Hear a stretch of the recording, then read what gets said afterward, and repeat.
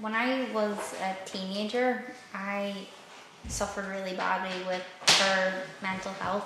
Like, I was a young teenager, maybe 13, 14, and I was self-harming and stuff like that. So I was seen by CAMS, the Children and Adolescent Mental Health Service, and it was actually a psychiatrist there really dove into my family history and asked me about health conditions that were in my family. And I told her that my father had an underactive thyroid to the point where it basically was non-existent.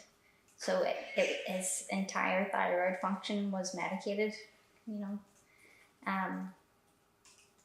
So she had a blood panel done for me to see if that was the case, and my thyroid was slightly on the low side, but she found that my ferritin was way over what it should have been. So she sat me down with my mum and told me that I had something called Haemochromatosis, and I was so confused. I was like, what is that? What does that mean? Because nobody else in my family, you know, openly, to my knowledge, has it.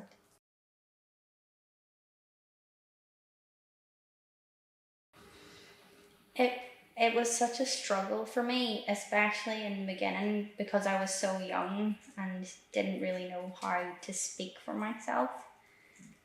So a lot of doctors, whenever I was telling them how I was feeling and saying to them I have haemochromatosis, they were saying, fuck, but you know, your symptoms won't be that bad, you know, it'll only be later in life things will maybe get worse for you, or you know, you're so young, you know, only your energy will go downhill in your later years. I just really kept screaming over and over again that that's not the case at all. Like, I feel like I can't get up to go to school, you know.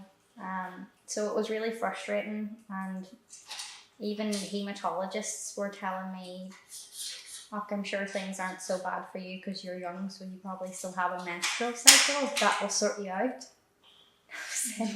Saying no, it's not. Like, it was so frustrating. I would come out of hospital appointments like almost in tears because nobody was taking me seriously.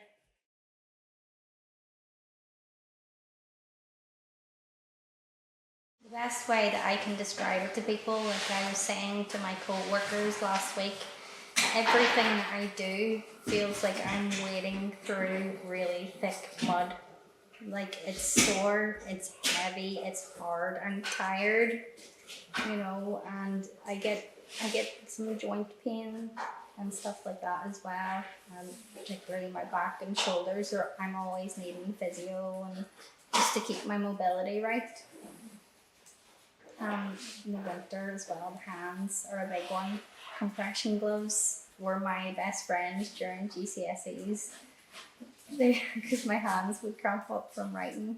They were so good.